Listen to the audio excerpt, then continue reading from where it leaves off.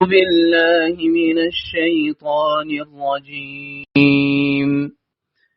بسم الله الرحمن الرحيم.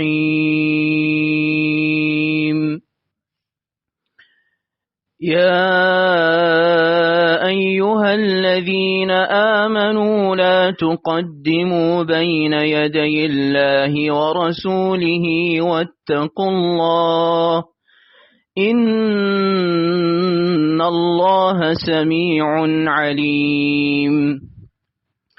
يا أيها الذين آمنوا لا ترفعوا أصواتكم فوق صوت النبي ولا تجهروا له بالقول كجهر بعضكم لبعض أن تحبط أعمالكم وأنتم لا تشعرون. إن الذين يغضون أصواتهم عند رسول الله أولئك الذين امتحن الله قلوبهم للتقوى لهم مغفرة وأجر عظيم. إن الذين ينادونك من وراء الحجرات أكثرهم لا يعقلون ولو أنهم صبروا حتى تخرج إليهم لكان خيرا لهم والله غفور رحيم. يا أيها الذين آمنوا إن جاءكم فاسق بنبأ فتبينوا أن تصيبوا قوما بجهالة فتصبحوا على ما فعلتم نادمين. واعلموا أن فيكم رسول الله لو يطيعكم في كثير من الأمر لعنتم ولكن الله حبب إليكم الإيمان وزينه في قلوبكم وكره إليكم الكفر والفسوق والعصيان أولئك هم الراشدون فضلا من الله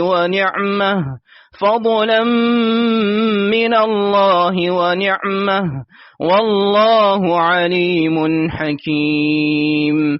وإن طائفتان من المؤمنين اقتتلوا فأصلحوا بينهما فإن بغت إحداهما على الأخرى فقاتلوا التي تبغي حتى تفيء إلى أمر الله فإن فاءت فأصلحوا بينهما بالعدل وأقسطوا إن الله يحب المقسطين.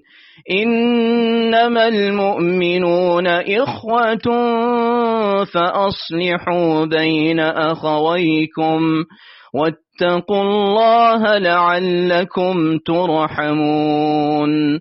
يا أيها الذين آمنوا لا يسخر قوم من قوم عسى أن يكونوا خيرا منهم ولا نساء من نساء عسى أن يكن خيرا منهن ولا تلمزوا أنفسكم ولا تنابزوا بالألقاب بئس الاسم الفسوق بعد الإيمان ومن لم يتب فأولئك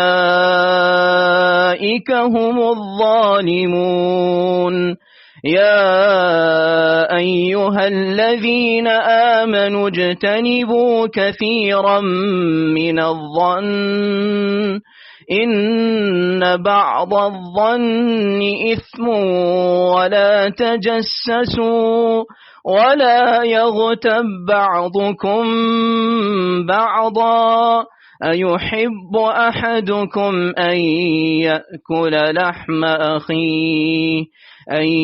يأكل لحم أخيه ميتا فكرهتموه واتقوا الله إن الله تواب رحيم.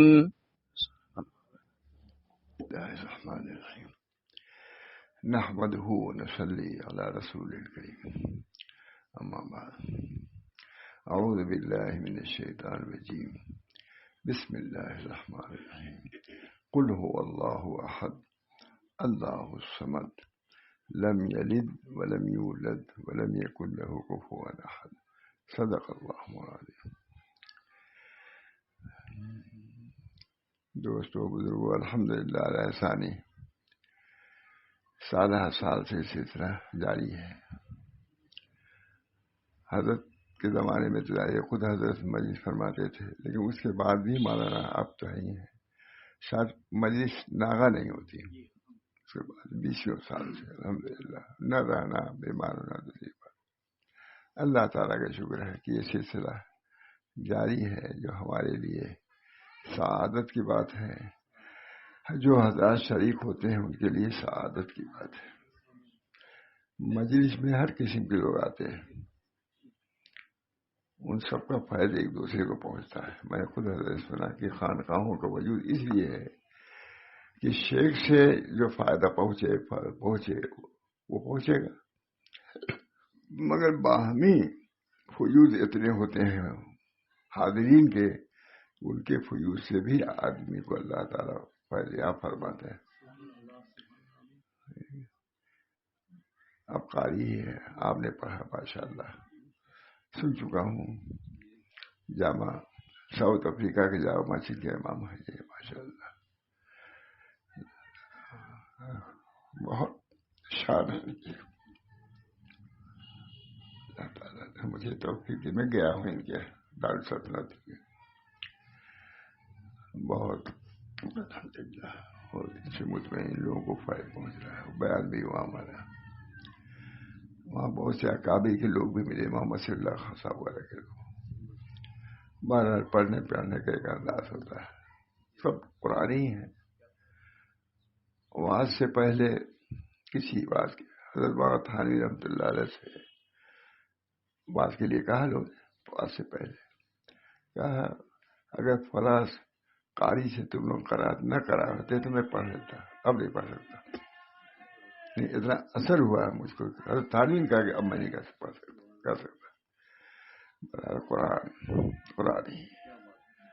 قرآن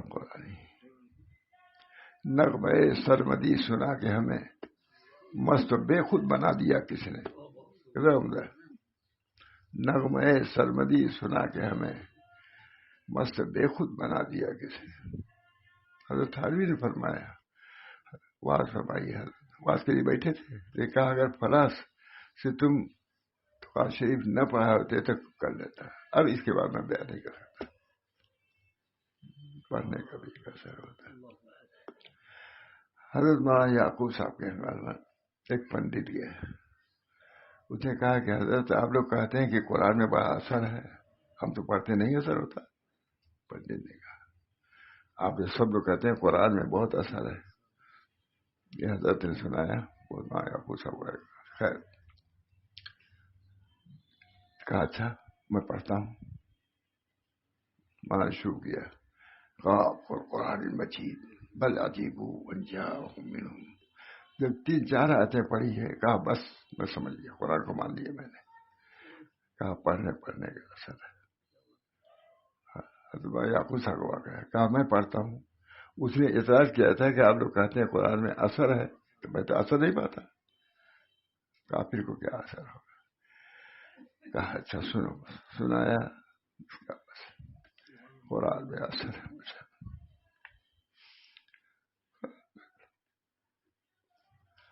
تو حضرت کے ہم بھی دیکھا قرآن جب ختم ہوتا ہو بکا کے خود مولانا عبد الباری ندوی نے لکھا تو سب آپ دیکھتے ہی نہیں کن کتابوں کو. 4 ہفتہ ایک کہم میں جو لکھا ہے وہ قابل دید ہے. 4 ہفتہ ایک کہم. فتح پور کا درجہ ضلع اعظم گڑھ اب ضلع مئو ہے. کیسی مسجد ہے مولانا، کیسی فضا تھی. ہمارے بھائی صاحب تلاوت کرتے تھے، یہ بھی بہت اچھی تلاوت کرتے تھے. حضرت پیچھے رہتے تھے، چیخ نکل جاتی تھی. سلمان عبد الباری ندوی 4 ہفتہ ایک کہم میں پڑھا نے. 4 ہفتہ ایک کہم میں اسی کو دیکھ کے ماں عبد الماجد دریابادی متاثر ہو گئے. پھر سلسلہ چل گیا. 4 ہفتہ ایک کہم. اللہ تعالیٰ ہم سے قرآن پاک سے صحیح تعلق نسبت. تعلیم میں چیخ نکل آتی تھی. فجر کی نماز میں تو اکثر ایسا ہوتا تھا. بعد میں کھڑا ہوں بغل ہی میں ڈر گیا. اسی چیخ حضرت میں نکلی ہے، گر جائے گی چھت.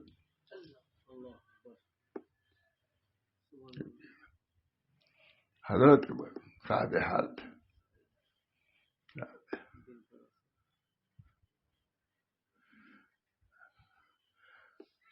غیر مقلد عالم تھے، آئے تھے اچھے تھے مطمئن. کہتے ہیں حضرت ماشاء رسول اللہ صاحب کا عجب حال ہے. تلاوت کرتے وقت آنسو ان کے آنکھوں میں آتے، آنکھوں تو آتے ضبط کر لیتے ہیں. وہ اخفائے حال اس پر دکھاتے کہ مولانا صاحب اخفائے حال میں کمال حاضر ہے. اخفائے حال میں اللہ تعالیٰ ہم سب لوگوں کو اکابر کے احوال سے ان بطش ربک لشدید پڑھا. ہمارے بھائی صاحب گر جائے گی میں بغل میں. ان بطش ربک ان بطش ربک اللہ کے بغل. ایسے لوگوں کے ہونے کی بھی ضرورت ہے امت میں مولانا چاہیے. صاحب حال لوگوں کی بھی ضرورت ہے. آخری زمانے میں ایسا ہوگا جامع مسجد ہوگی اور ایک بھی خصوصی نماز پڑھنے والا نہیں ہوگا. یہ علامات قیامت میں سے. ہم نے حضرت بغل ہی میں رہتے تھے، کسی سے ہمت نہیں ہوتی تھی. ان بطش ربک لشدید. حضرت تشریف لے گئے ہمارے گھر. پڑوسی بھی ہیں، شادی ودی سے پہلے سے بھی حضرت جاتا. ہمارے والد صاحب دادا شروع سے ان کو پہنچا لیے، جبکہ نہ دادا سے چھوٹے ہی تھے لیکن دادا. میں نے دیکھا رہتا کہ حضرت سجدے میں آہو بوکا کرنا ہے. یہ مطلب مکان تھا، کمرہ تھا، اس میں دیکھا ہوا تھا. میں چھوٹا. اچھا اتنے بڑے بزرگ آدمی رو رہے ہیں. مجھے تعجب ہوا کہ روتا تو وہ جو گنہگار ہوتا ہے، یہ ہوتا ہے.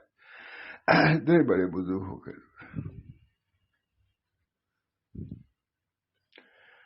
کبھی فرماتے تھے خوش ہو کے کہ کل تم لوگوں کو ناشتہ کراؤں گا میں. اور یہاں کا ناشتہ جلیبی اور پوری مشہور ہے. جب کوئی بڑا آدمی آتا تھا ضرور اس منگاتے تھے. ہم لوگ ذہن میں آتا تھا کہ وہی ناشتہ آئے گا. کچھ مضمون مؤثر سناتے تھے. ہم لوگ منتظر رہتے تھے. کہا تمہیں ابھی ناشتے کے منتظر ہو، یہ ناشتہ نہیں کرایا ہم نے. لطف آتا ہے. جیسے گوائیوں کو گانے میں مزہ آتا ہے خواجہ معصوم کا، اسی طرح ہم کو ان کیفیت. آ سکے غیر میرے خانے دل میں کیسے،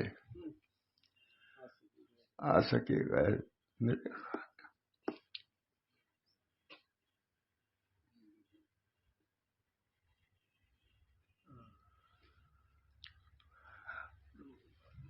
آ سکے غیر میرے خانے دل میں کیسے، یہ خیال رخ دلدار ہے دربار بنا 28 بچے آ سکے غیر میرے خانے 28 سراپا حال تھے، کیف تھے.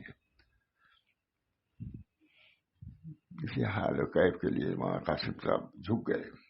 ماں گنگوئی جیسا جن کو کہا جاتا ہے خوش عالم تھے، حضرت حاجی صاحب جو امی تھے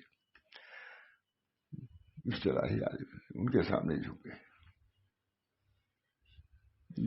یہ ضمیر آسمان دی گیا غیب را ابرے و باد دیگر است، غیب را ابرے و باد دیگر است، یہ ضمیر آسمان دیگر است. یہ زمین کا آسمان کچھ اور ہے. غیب را ابرے و باد دیگر است. مست فرمایا تھانوی نے مجلس میں دفعہ بیان فرمایا، اس مجلس میں ایسے لوگ بھی بیٹھتے ہیں جن کو دنیا مافیا کی خبر نہیں ہوتی. حضرت تھانوی نے کہا تو خواجہ صاحب نے کہا ماشاء اللہ صاحب نکلے مجلس سے، کہا یہ تمہاری متعلق کہا تھا. خواجہ صاحب حضرت سمجھتے تھے حضرت کے متعلق یہ ضمیر غائب خانقاہ میں رہتے تھے. وہاں عبدالباری ندوی تشریف لائے، فرمایا کہ حضرت آپ تھانہ بھون میں رہیں، تھانہ بھون میں تو زندگی گزری، ہم نے تو آپ کو دیکھا ہی نہیں. تو فرمایا کہ ہم دکھانے کے لیے تھوڑے نہیں گئے تھے وہاں. اب یہ مجھے شبہ ہوتا ہے کہ زبان سے کہا یا ہم نے سے کہا، ہم دکھانے کے لیے تھوڑے نہیں گئے تھے. دن بھر ہم کام کرتے تھے، اصل بات جنگل پکڑ لیتے تھے. یہ میرا آسمان دیگر غیب را ابرے و بادے دیگر، اس کے بھی کچھ آداب ہیں. جتنے اصول پڑھائی ہوتی ہے انجینئرنگ کی، اس کے بھی اصول ہوتے ہیں. اتنا ملنا نہیں ہوگا، جانا نہیں ہوگا، یہ ہوتا نہیں. اخبار اسپتالوں میں سب سے آتا ہے غیب را ابرے و بادے. یہ بھی ایک طریق ہے جو اللہ تک پہنچاتا ہے. اور ہے جو امریکہ تک آپ کو پہنچا دے گا، لندن پہنچا دے گا، لیکن یہ طریق وہ ہے جو جنت تک پہنچائے گا. انشاءاللہ جنت تک پہنچائے گا. اللہ تعالیٰ ہم سب لوگوں کو توفیق دے. محمد بشر لا کالبشری بل هو یاقوت بین الحجری. کسی بزرگ نے پڑھا محمد بشر لا کالبشری بل هو یاقوت بین الحجری. اور الہام ہوا کہ اس پڑھنے سے، اس شعر سے سب کی ہم نے مغفرت کر دیا. ارے چنانچہ وہ ہر مجلس میں وہ پڑھتے تھے. آخر جو واہی میں والا نا اتنا زبردست عالم ملتا ہے، ہر مجلس پڑھتے تھے. امید رکھتے تھے کہ سب کی بخشش سے آئے گی. محمد بشر لا کالبشری بل هو یاقوت بین الحجری. ہمارے حضرت فرماتے تھے بہت مولانا یہ طریق خشک نہیں ہے، تر بھی ہے. خشک خالی طریق خشک نہیں ہے بلکہ تر بھی ہے.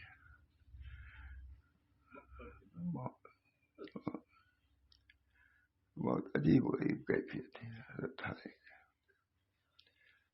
مسجد میں دنیا معافیا ماں عبد الماجد علی آبادی نے تو کہا یہ ماں تھانوی کی مسجد میں نہیں، حضرت نے فرمایا تھانوی نے کہ بہت سے لوگ مسجد میں ایسے بیٹھتے ہیں کہ جن کو دنیا مافیا سے خبر نہیں رہتی. تو خواجہ صاحب نے فرمایا ماشاء اللہ صاحب سے یہ تمہاری متعلق حضرت تھانوی کر رہے تھے. ایک جگہ قرار دے مومن طالب بے قرار رہتا ہے. کیوں قرار آپ آمد تصوف نماز، تصوف بے قراری کا نام ہے. اطمینان ہے یا تصوف ختم ہو گیا. بہرحال اللہ تعالی ہم سب لوگوں کو ان مجالس سے بھی جو مجالس کا یہ حق ہے اس کو برتنے اسے عرض کرنے کی توفیق بزرگوں کی مجلس اسی لیے ہوتی ہے تاکہ دل بیدار ہو، دل متاثر ہو، دل میں دقت پیدا ہو. بہت خوش ہوتے تھے. اور حضرت کیا بھی خاص معاملہ تھا، چیخ نکل جاتی تھی، بیان نہیں کر سکتے تھے.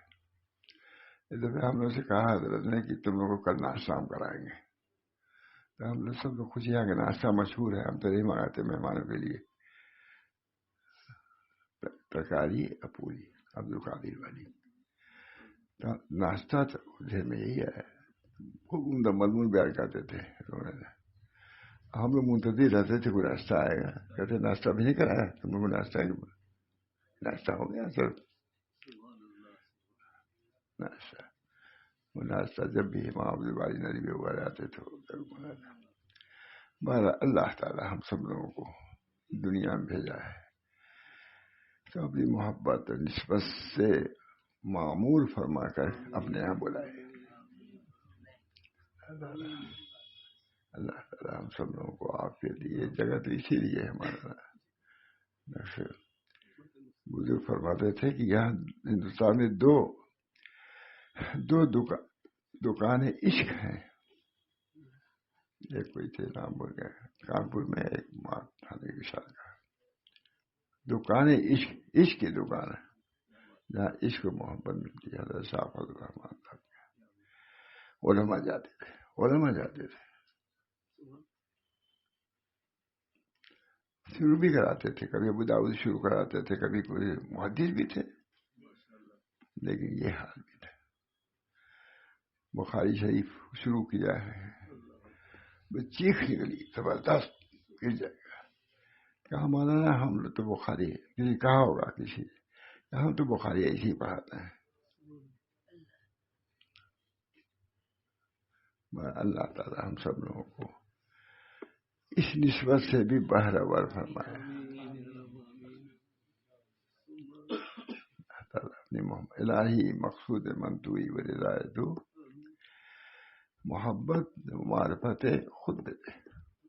یہ مشائخ نقشبندیہ کے درمیان میں بطور ورد کو اس کو پڑھا خوب بنا. الہی مقصود منتوی و رضایت محبت تھوڑا سمجھا.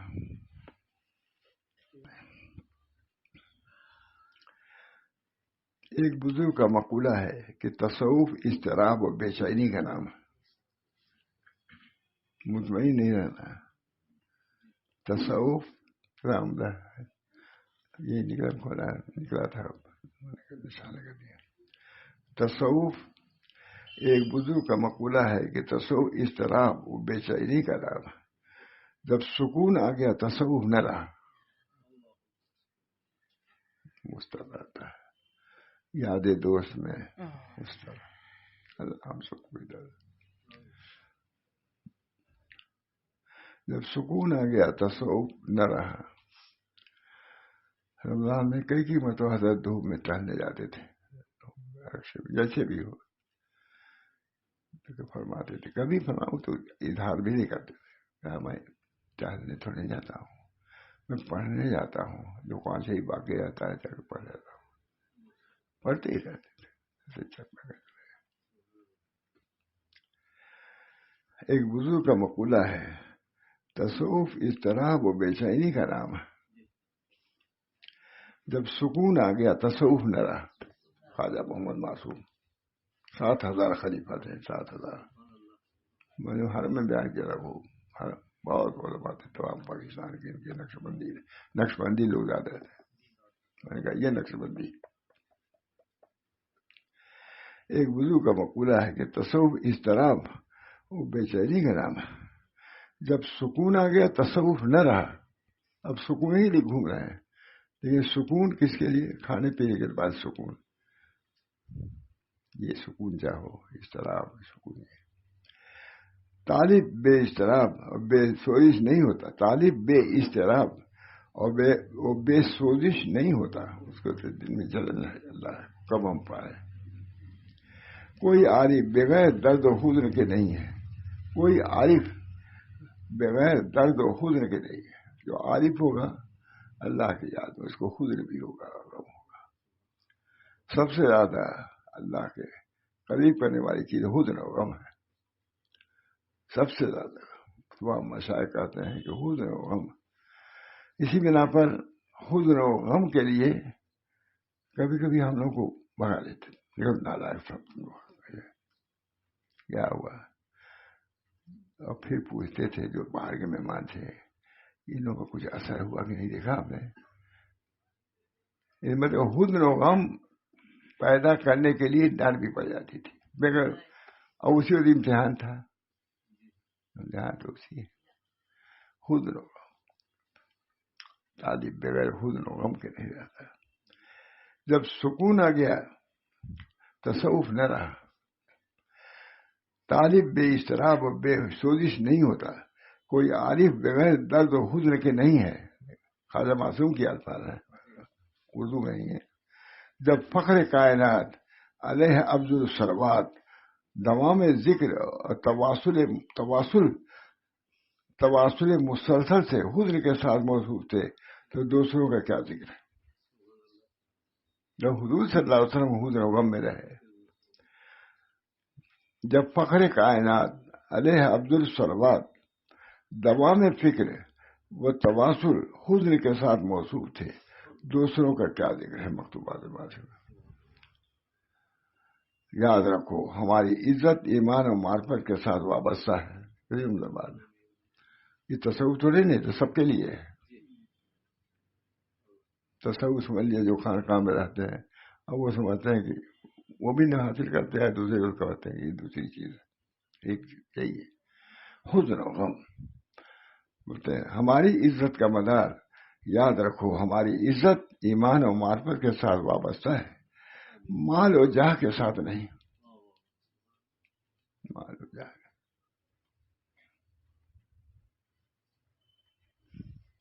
تکمیل ایمان میں کوشش کرو. ہم نے نصیحت تکمیل ایمان میں کتاب جانتے بھی نہیں ہوں گے. حضرت کے سامنے ہر ہاتھ میں یہ کتاب رہتی تھی، یہی پڑھتے تھے.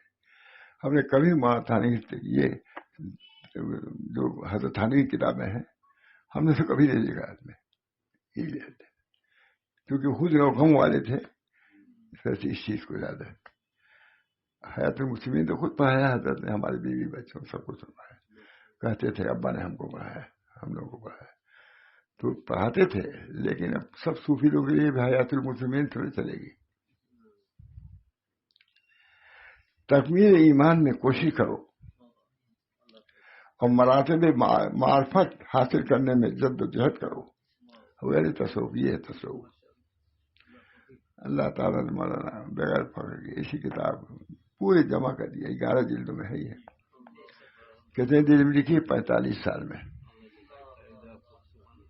گھر میں یہاں سوئی رہتی تھی، میں یہاں کہتی بھی تھی ارے سو رہی ہے کچھ، لیکن میں نے جمع کیا 11 جلدوں میں.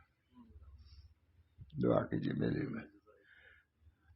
ماں محمد حسین اتنی اچھا. یہ بھی کمال ہے کہ اللہ کا شکر ہے، کمال اس دعا سے ہے کہ مجلس بعد مغرب بعد میں نے حضرت صاحب محمد نے سنایا، سنا نا نہیں موجود. ہر مرتبہ دعا کرتے تھے، مہینوں سنایا یہ سب، کئی جلدوں تک والا. ہاں یہ سناتا تھا میں. اس کا مطلب کہ حضرت کا بھی ہو گیا، اس پر نظر ہو گئی. مراتب معرفت حاصل کرنے میں جد و جہد کر. جتنا بھی اس مقصد اعلیٰ میں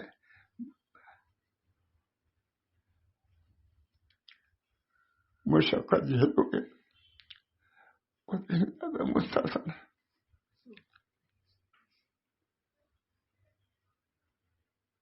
جتنا بھی مقصد اعلیٰ میں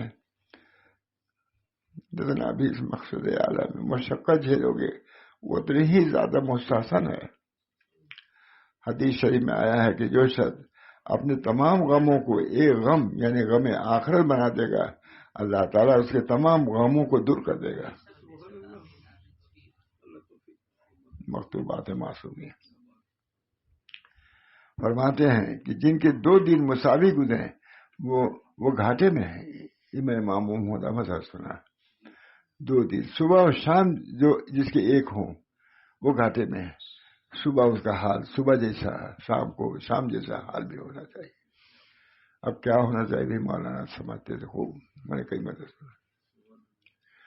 ہمارے ماں محمد ہم تو بہت کہتے تھے بھائی ماشاء اللہ صاحب کے بعد ہم کو کسی شاید مناسب نہ ہو پاتی، لیکن مل گئے ماں محمد احمد صاحب آتے تھے.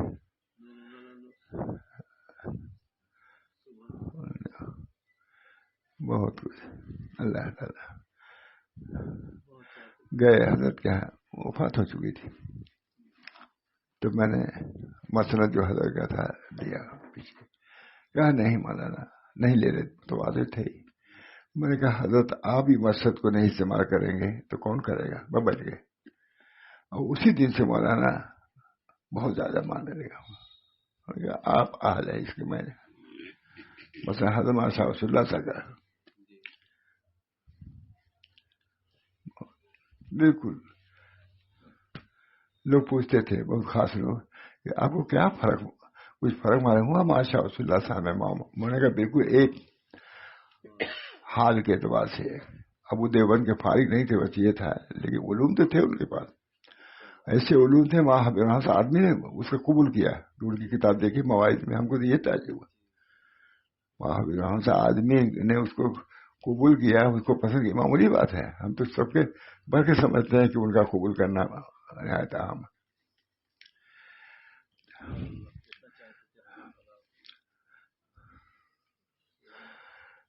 اس فرصت قلیلہ کو تعمیر باطن اور تنویر قلب میں لگا دو. خواجہ معصوم لکھ رہے ہیں عمدہ. اس فرصت قلیلہ کو تعمیر باطن اور تنویر قلب میں لگا دو. ہم مولانا سے کہتے ہیں کچھ اس سب الفاظ کو یاد کیے رہی اچھا لگتا ہے. خالی ترجمہ نہیں پڑھو اس کے بعد ترجمہ کرو تاکہ ان کی برکت بھی آئے. کہتے تھے اس ترجمے کو میں اس عبارت کو میں سنا سکتا تھا، زبانی یاد ہے مطلب، لیکن میں اس لیے سناتا ہوں کہ ان کے الفاظ کی براہ راست مجھ کو فائدہ پہنچے. حضرت فرماتے تھے کتاب اردو والی بھی بھائی ہر مضمون کو ہم نے یہ نہیں سنا سکتے تھے لیکن سنا رہے ہیں. اس میں کتنا فرق. تعمیر باطن تنویر قلب میں لگا دو. اب لگا دیا ہے تعمیر باطن میں. کتنے لوگوں نے لگایا ہے مجھے تعمیر. مدرسے سے یہاں تک آگے کچھ تعمیر تعمیر اور تنویر، روشنی پہ روشنی جو ظلمت کا سبب بنتی ہے. گانا بھی آ رہا ہے، بجانا بھی ہے، روشنی ہے، ایک قسم کا بلب، ایک قسم کی چیزیں. ان سب چیزوں سے وجہ سے علماء خلوت کو کرتے ہیں تاکہ یہ چیزیں سامنے بات نہ آئے. اس کی ذات میں غفلت ہے ان چیزوں میں.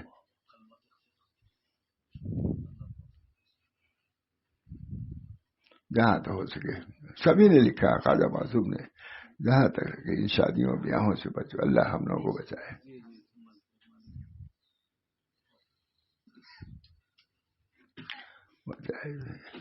جتنا اس کا نور اتنی اس کے ظلمت. ظاہر میں نور باطن میں ظلمت. خوب خوش آتے ہیں.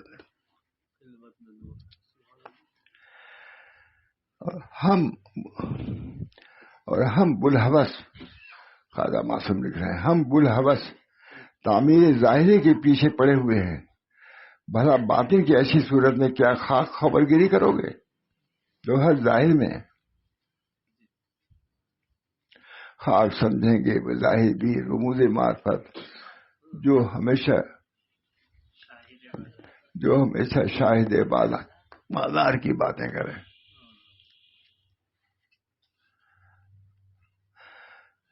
سبحان اللہ.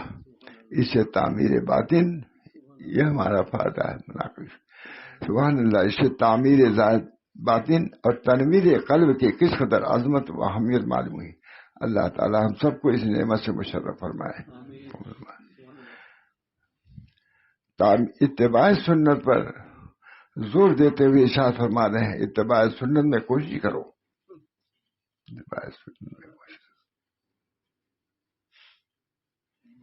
حضور نے فرمایا اے عائشہ جب تک یہ پھٹ نہ جائے اس کو نہ اتارا کرو۔ ہاں مل گئی کہ نہیں؟ سب لوگ جائز کرنے میں فکر میں ہیں، جو تیز زینت ہے سب جائز ہے، جائز کس نے کہا تھا؟ اعتدال اس کے اندر بھی ہونا چاہیے، نہیں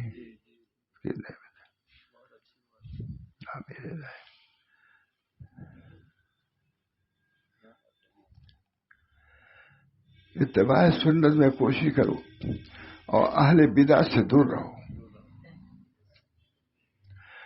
صحبت صلحاء و فقراء پابند صحبت صلحاء و فقراء پابند شرع کی طرف راغب رہو۔ ایسی نصیحت، جس جگہ خلاف شرع دیکھو وہاں سے گریزاں اور یکسو ہو جاؤ۔ کتنی عمدہ بات، جس جگہ خلاف شرع دیکھو وہاں سے گریزاں اور یکسو ہو جاؤ۔ جب ہم لوگ گئے غریب نواز کے، ہم سے محمد نواز صاحب رکشے پہ تھے، مڑ کے ہم کو 18 کی طرف جا رہا تھا غریب نواز سے۔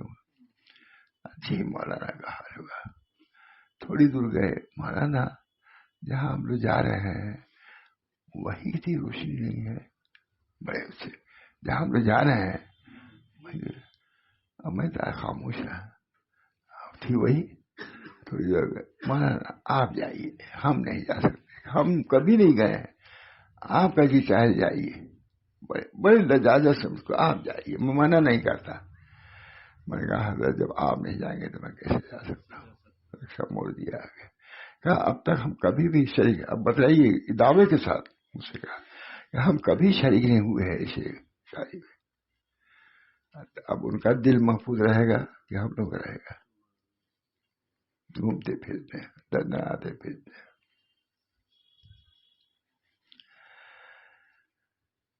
اتباع بدعت اور اہل بدعت سے دور رہو، صحبت صلحاء و فقراء پابند شرع کی طرف راغب رہو۔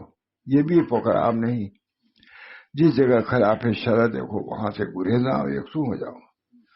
عاشق صادق وہ ہے جو مطابقت پیغمبر علیہ الصلوۃ والسلام پر راسخ رہے۔ قل ان کنتم تحبون اللہ فاتبعونی یحببکم اللہ، اس سے اس حقیقت کا اظہار ہو رہا ہے۔ ایک طالب کو نصیحت کرتے ہوئے کام فرما رہے ہیں کہ سعید الطائف حضرت جنید بغدادی فرماتے ہیں کامیابی کے تمام راستے بند ہیں سوائے اس شخص کے راستے کے جو حضرت صلی اللہ علیہ وسلم کے نشان قدم کی پیروی کرے۔ سعید الطائفہ ہی کا یہ قول بھی ہے کہ مقربین صادقین کا راستہ در حقیقت کتاب و سنت کے ساتھ وابستہ ہے، اور وہ علماء جو شریعت و طریقت پر عامل ہیں اور وارث النبی صلی اللہ علیہ وسلم کہلانے کے مستحق ہیں، جو اقوال و اخلاق و افعال میں حضور کے متبع ہیں، وہی عالم کہلانے لگا۔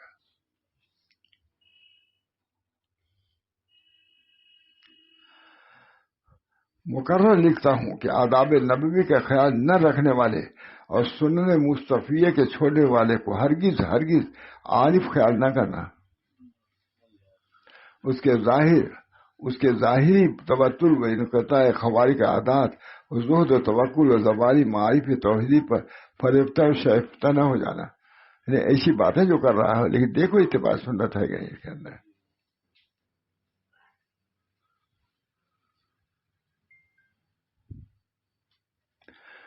وہ تو ہم نے قاری حبیب صاحب سے ایک واقعہ سنا، اور وہ نام ان کا نہیں بتاؤں گا۔ وہ گئے کہیں پر، لکھنؤ گئے، تو پہلی حضرت کے آدمی تھے، پوچھا نماز میں آتے ہیں؟ وہ نہیں چلے، کہا کہ ملے بھی نہیں ان سے، اب بغل ہی میں رہتے تھے۔ پوچھا نماز، ہاں نماز پڑھا انہوں نے وہاں ٹھیلے پر، نہیں تھے وہ۔ تب پوچھا انہوں نے کہ مولانا نہیں کیا حضرت تھے بڑے؟ کہا نہیں، گئے پورے چلے گئے تھے آدمی۔ تو کہا حضرت نماز ہوئی، آپ تشریف نہیں لے گئے؟ کہا مجھے نماز میں انتشار ہوتا ہے، کہا وہ نماز جو انتشار کے ساتھ ہو مگر اتباع سنت کے طور پر وہ بہتر ہے اس نماز سے جس میں اطمینان ہو لیکن خلاف سنت ہو. کب چلے گا؟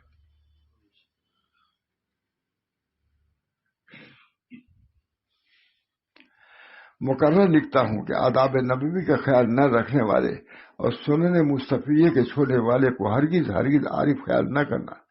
اس کے ظاہر توتر انقطاع خواری کا عادات توحید فرق نہ ہونا. یعنی ایسے حالات بھی ہیں تب بھی اگر اتباع سنت نہیں کچھ نہیں فرق تو ہو جائے. ہم نے فائدہ کے طور پر لکھا ہے. سبحان اللہ. یہ تھے علماء ربانی جنہوں نے حقیقت راہ کو صاف صاف بیان فرما دیا اور طریق کو بالکل واضح فرما دیا. اب ان تصریحات کے بعد بھی کوئی گمراہ ہو تو اس کا قصور ہے نہ کہ ان علماء و مشائخ کا. ٹھیک. اللہ تعالی ہم سب لوگوں کو طریق حق پر قائم و دائم رکھے. سب چیزیں ایسی ہیں جو آدمی کے مزاج کو منتشر کر دیتی ہیں، دل کو بات کر دیتی ہیں. اللہ ہم سب لوگوں کی اطمینانی زندگی اس پر تو اور زیادہ. ہمارے حضرت فرماتے تھے یہی تو من تمسک بسنتی عند فساد امتی. کہا یہی تو وقت ہے اب لینے کا. حضرت ماشاء اللہ. بہرحال دعا کیجیے اللہ تعالیٰ ہم سب لوگوں کو عافیت دے، ہم کو بھی عمل کی توفیق دے، ہماری اولاد کو بھی. دین اور شریعت ہمیشہ کے لیے ہے اور ہمیشہ کے لیے عمل کرنا بھی ضروری ہے. ربنا تقبل منا. آپ تشریف لاتے ہیں روزانہ مسلسل. یہ بھی میرے لیے خوش قسمتی کی بات ہے کہ یہ آپ لوگ موقع دیتے ہیں مجھ کو کہ میں اس کتاب کو دیکھوں اور سناؤں. آپ لوگوں کا احسان. ربنا تقبل منا انک انت السمیع العلیم برحمتک یا ارحم الراحمین بحرمت سید النبی الکریم صلی اللہ تعالی علیہ وسلم.